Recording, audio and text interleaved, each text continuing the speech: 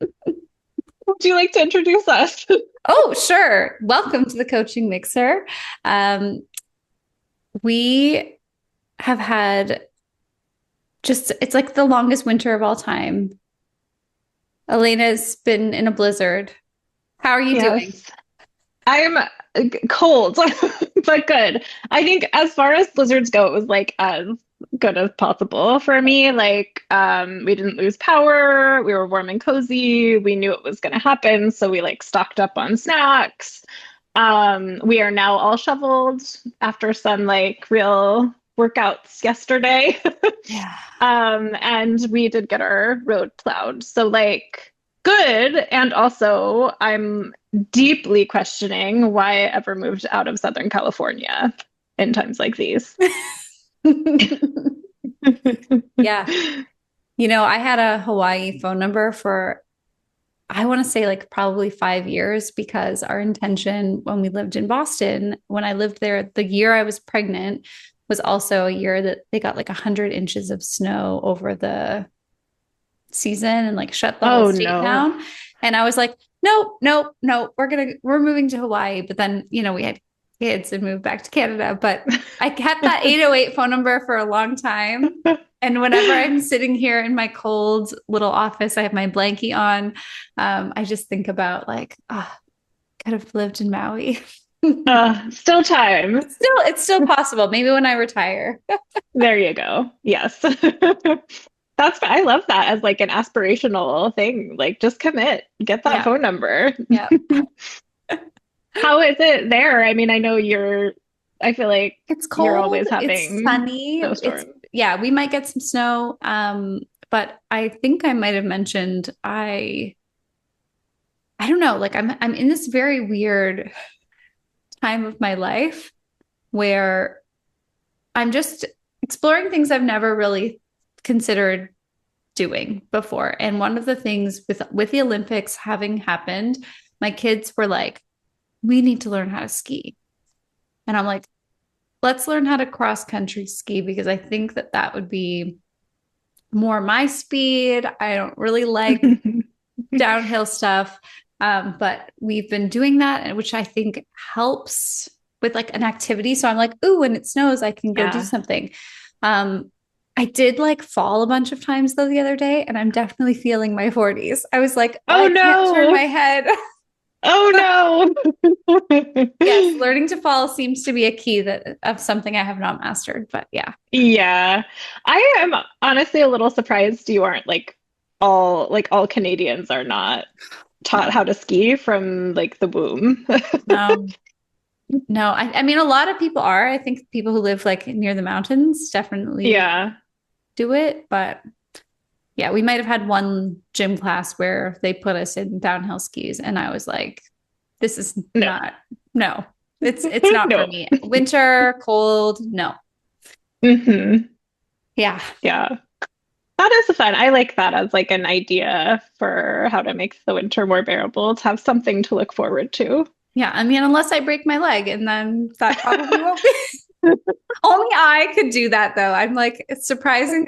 People are always shocked. They're like, you're a yoga teacher. How come you're so clumsy? Like, the yoga helped, but it did not I cure. mean, I think skis in general, like I feel like it's not that outrageous to break your leg when you're skiing. A Like, downhill for sure. I don't know how easy it yeah. is on cross country skis, but if someone can do it, it's going to be me. Please do not. Please do not. I What are have you a drinking feeling, today? ooh, a whiskey sour that's like kind of separated now. Ooh, yours always looks so fancy. I'm like, It's I've just the got egg white that brown makes it liquor in a glass. fancy. Are you just doing straight up? No. We are drinking whiskey today, as you might have gathered from the whiskey sour. Yeah, it's quite tasty though. And did you do like the egg whites or what did you do I for the did, oh, yeah. so good. Yeah. I know, I was very proud of myself. It makes me feel fancy. Yeah, that is a fancy one. I This is a little bit of a Frankenstein cocktail actually because so our winter cocktail is Manhattans in my family. So Hmm. my parents like in summer is gin and tonic, winter is Manhattans. You can tell when the seasons change. We We switch up when I go see my parents, we switch up what we drink. Um, but I was not in love with the whiskey that we had, so I started adding to it. So this Uh-huh. has a black walnut liqueur in it, which is nice, Ooh. but a little on the sour side. And so I put a little Hmm. drop of amaretto and then some spicy maraschino cherries just to like sweeten it up a bit because the whiskey was like not great. Yeah, that sounds incredible. Let's see. No, not so much. Yes, now that the ice has melted a little bit, Okay. it's drinkable. When I Okay. first had it, I was like, wow, no. Oh no. Flashbacks to the Yeah, what was it? The the espresso nog. Oh, the martini. yes. It will haunt me to the end of Right. my days. The Yeah, canned that's espresso good. martini, I should say. It's possible they're delicious, and my version was just disgusting. Mine was good, actually. That was good. Okay, so what are we talking about today? We've had a couple episodes. The last few have been maybe a little more on the serious side, Hmm. which is important and it's great. Um, but I think given that we are both drinking stronger things today, we might want to, we're going to lighten the mood.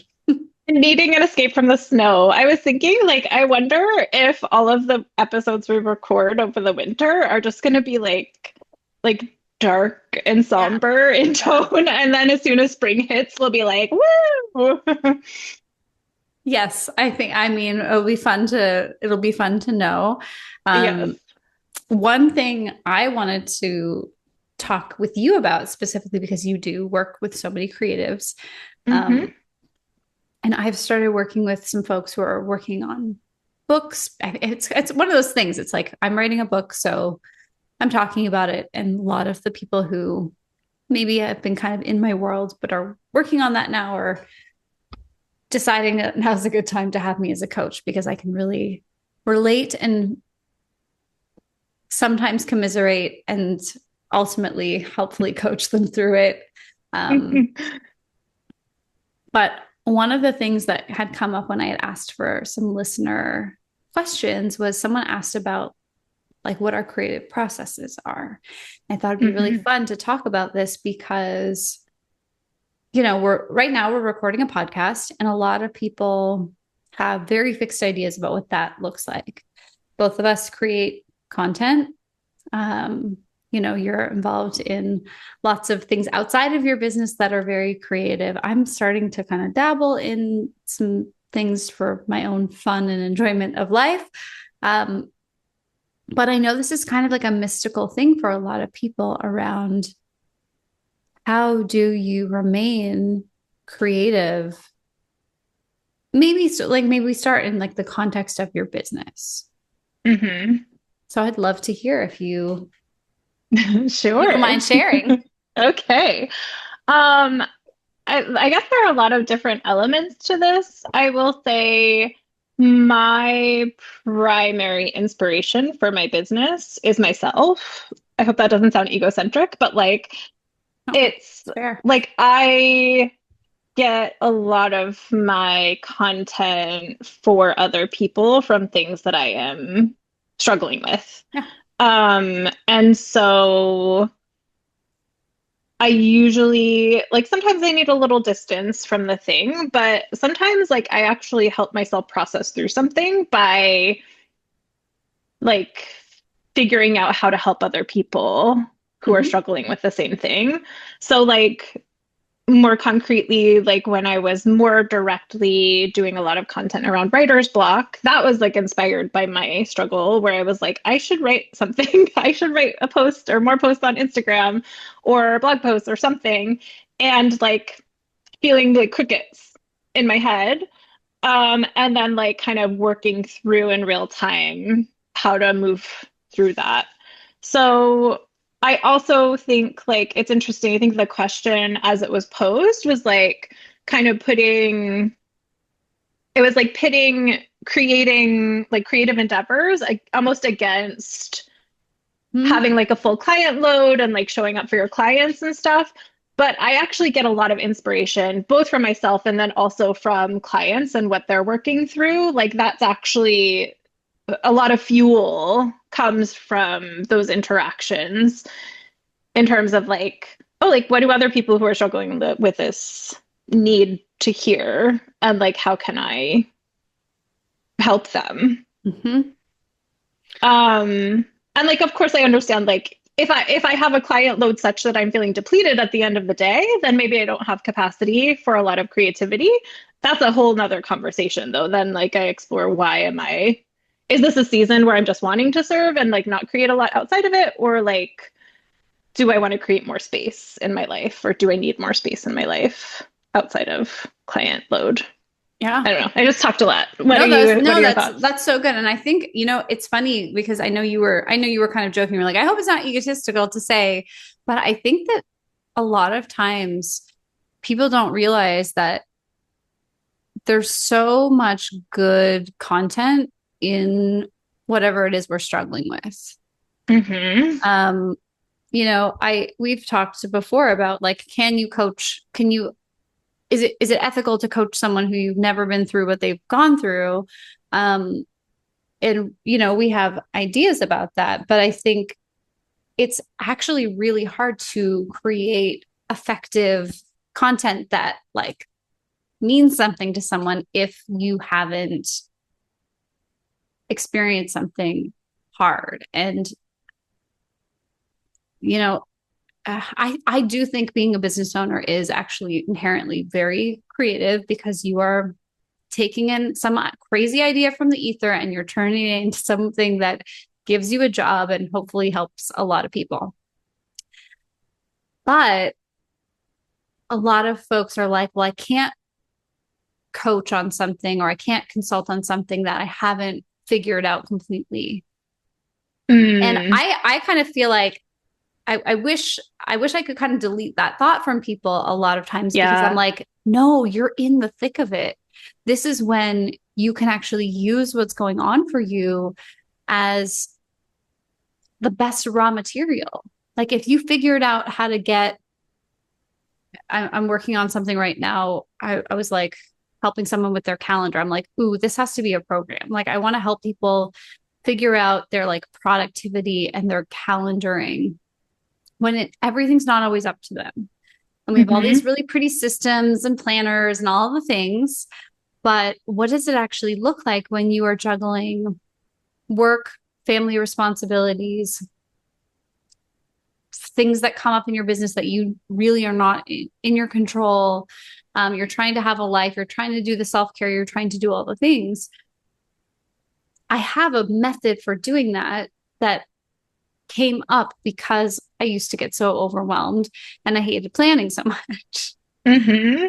So that those things like become the tools that we get to teach. And I think a lot of times people get frustrated and instead of thinking like I'll use the writer because like I'm like we think like a writer because if we look at a plot of a good story, there has to be something juicy, there has to be something hard, there has to be something to overcome. And if you can keep a journal on how you do this, if you can articulate the tools you use to do it, that is your next $100,000. Like that is money in the bank because you can actually bring something valuable to your clients. Yeah, 100%. I also think a lot of times when people think that they can't coach on something until they've like, I forget the language you used exactly, but like until they've mastered it Right. or have overcome it, um, they're thinking in an unhelpful binary of like struggle versus like post struggle. Right. But I don't think people can make that leap Mm-hmm. overnight. And I think actually the most helpful thing we can do is to show people like what is the tiny next step they can Yes. take. Yeah. And it's actually not that helpful for me to look at someone's content who is like I overcame that completely. And like now I'm the Mhm. after picture and Yeah. everything is wonderful Now I live on the because moon.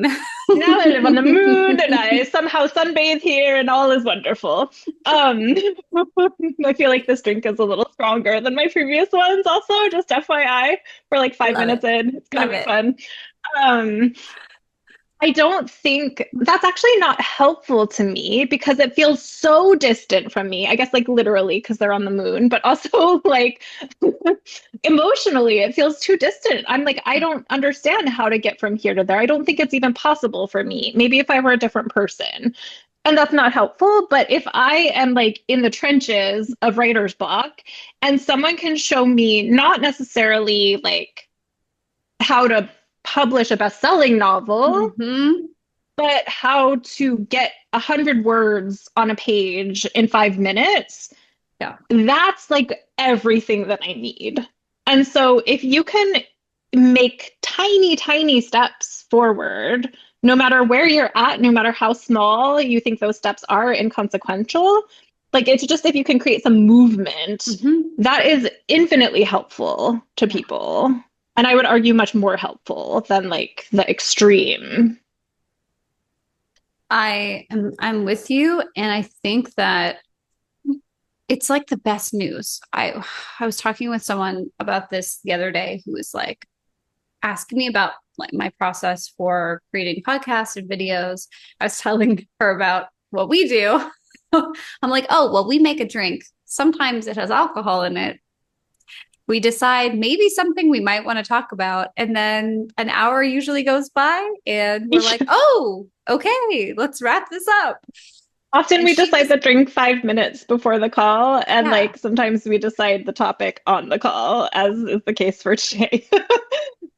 But I was like, that's not just for this podcast. It's like often how I do things. It's like I try to take excellent care of myself so that when the time comes for me to have to say something, hopefully I will have something to say. And I kind of just trust that something useful for someone is going to come out. Like I don't have I don't have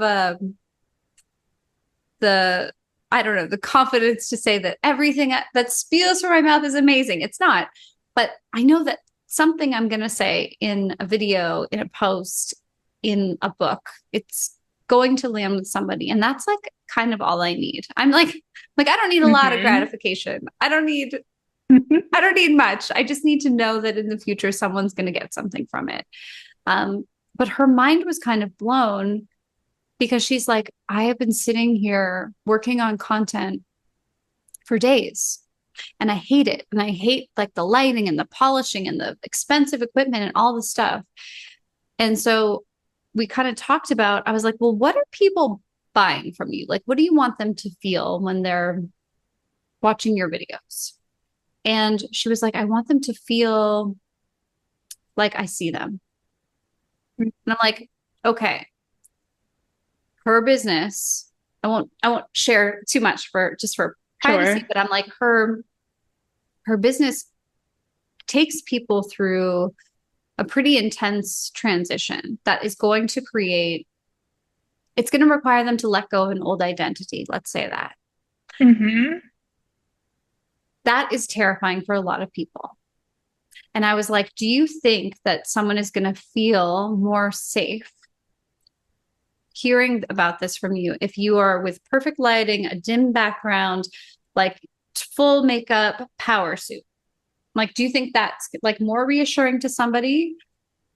Or is your actual life like she's really living the dream? In my mind, this is a woman who has like figured out life and is doing it Mm. well and is like joyful and warm and totally incredible. I'm like, would it be better for them to like see you on a walk with your dog in the middle of the Hmm. day or going out for Hmm. lunch with your husband on a Wednesday? I'm like, that what you're living is what your clients actually want. Right. Not That this level of like like freedom. idea of perfection. Yeah.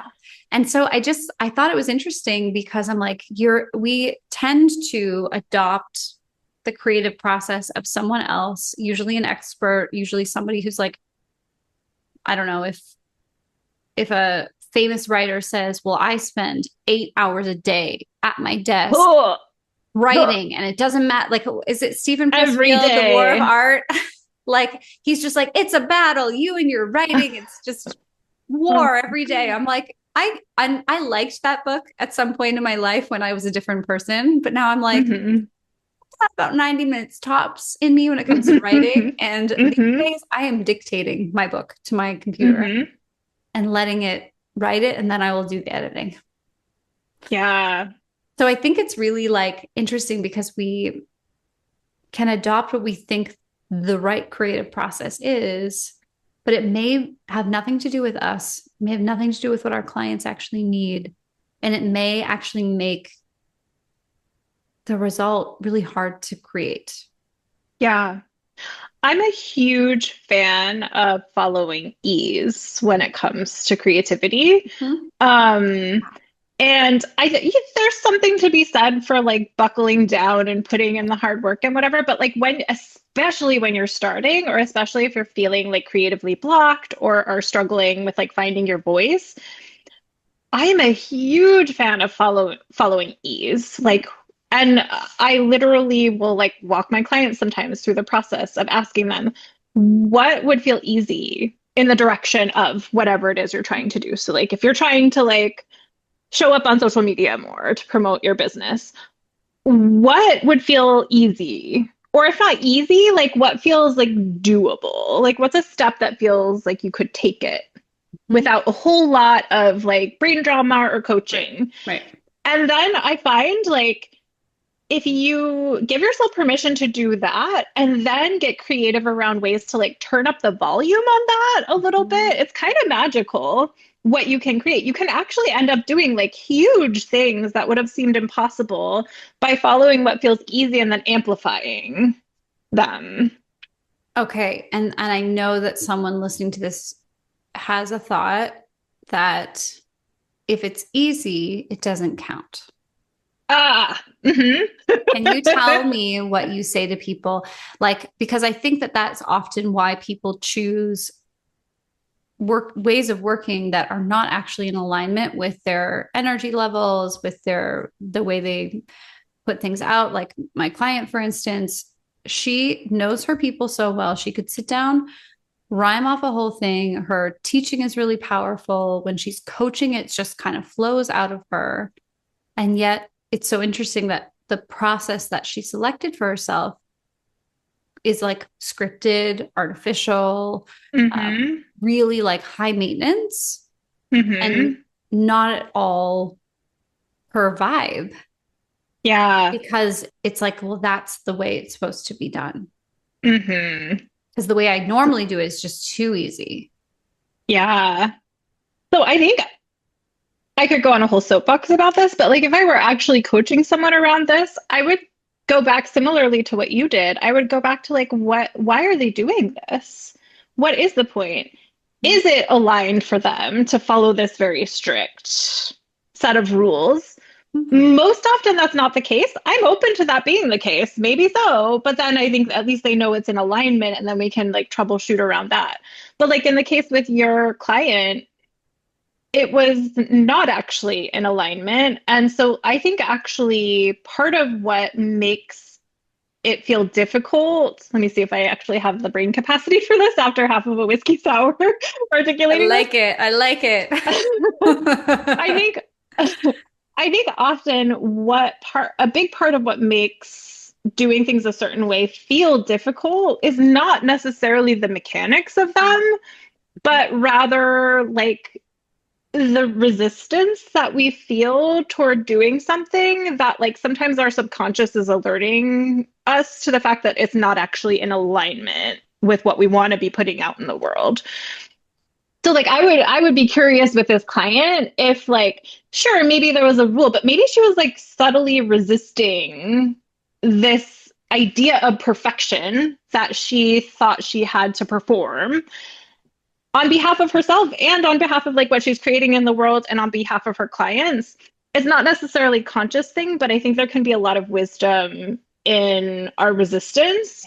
So sometimes it is the mechanics of a thing that don't feel right, but sometimes if something is feeling difficult, it's not because it's like morally superior to do, or like it's not because you're undisciplined or I don't know, lacking some sort of like ferocity that you need in order to succeed, but because your body is like rejecting this idea that creating should feel difficult. Mm-hmm.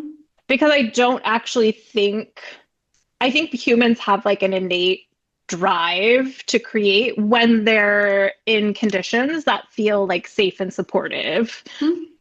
So I think, yeah, I don't know. I just talked a lot, but Yeah, no, it's good. And I think it's really well said. Um, I'm like even just reflecting on this for myself because as a younger person, I had a lot of perfectionist tendencies. Like there are things that normal grown-ups know how to do that I don't do because I wasn't good at them when I was like 6 and I just like didn't do it. Like I don't know how to ride a bike Mhm. Mm. because I'm like, ooh, that looks like it could hurt me. And if I can't just like do it in one afternoon and I'm gonna fall and hurt myself, no. I have some of that stuff, but in the last maybe like a couple of years, I've become like more interested in just like trying shit for fun. Yeah. Um, I think it does have some link to creativity because even when I think about writing books, the very first book that I wrote, I needed a lot of accountability. So I was still teaching yoga. I had moved to Boston. I could not work in the US because I was not yet a permanent resident. And I had had this big burnout experience, but I was like, I need to do something. And I had a Hmm. blog, and I'm like, okay, I'm going to write something every day and send it out for yoga teachers. Like I figured out Oh, somehow how to have a successful business as a yoga teacher. It was like a little cheesy, but I'm like, I'm going to do the A to Z of being a successful yoga teacher. And I had to like send the email every day. Like that was the wow.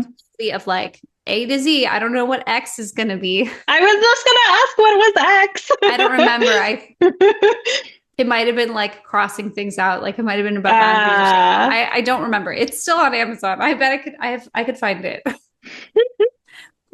But I set myself up for this little thing and I did it. And I was like, oh, I could totally self-publish this little book, do that. Um, but it like tapped me into this thing where I had always wanted to be a writer when I was a kid. I had had like one kind of embarrassing writing group when I was a teenager and I was like, I'm never doing this. I was like ashamed in front of other writers. oh Like as a kid, no. you know, you just like get so embarrassed Ugh. to do Yeah, your the amount thing. of writers groups that have like Damage. damaged people is so deeply upsetting to me anyway. Yes. Yes. No, no. I've worked through, I processed this with a lot of people too. Like it's Yeah. crazy. Be careful about writers groups, everybody. Don't let them Please stomp do out your not let dreams. them stifle you. Yes, come to me if you feel them stifling you. Yes. Yeah. Um, but I was like, why not? Like I did this thing, I've been writing a blog, I have something to say, and I'm not a writer, but like I'm just gonna make this book and I'm gonna sell it. And like people bought it and like it paid for some vacations, this like little Wow. $12 book that I wrote. But it got me into this groove of thinking like anyone with something to say does not need to be gate kept by the publishing world. We can self-publish and like listen, there's lots of problems with Amazon. I'm not like an Amazon rah person, but they did make it very accessible and very Hmm. easy to get the written word out for a lot of people. For better or for worse, it's changed over time, but like that's where my self-published books live. Hmm. And it's really interesting because I remember driving with another coach. She was a writing coach. And she was like a trained journalist, beautiful writer, but she would like was really not into calling herself an author.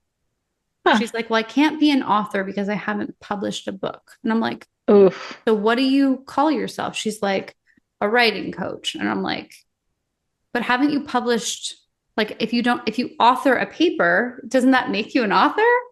And she was Hmm. like, so like, and she kind of, I felt her gently challenging me, like, how can you call yourself an author if you've only Hmm. self-published? And I'm like, well, I've also published with an indie publisher, and I guess I can call myself whatever I want. Also, anyone can call themselves anything that they want. Like I'm over like gatekeeping the yeah, no, title of I writer mean, she was, artist. yes, I mean, she was, I think it was more mind bending for her to be like, Oh, this person just sure. self-published two books or like self-published and indie published a book. Like now they're an author.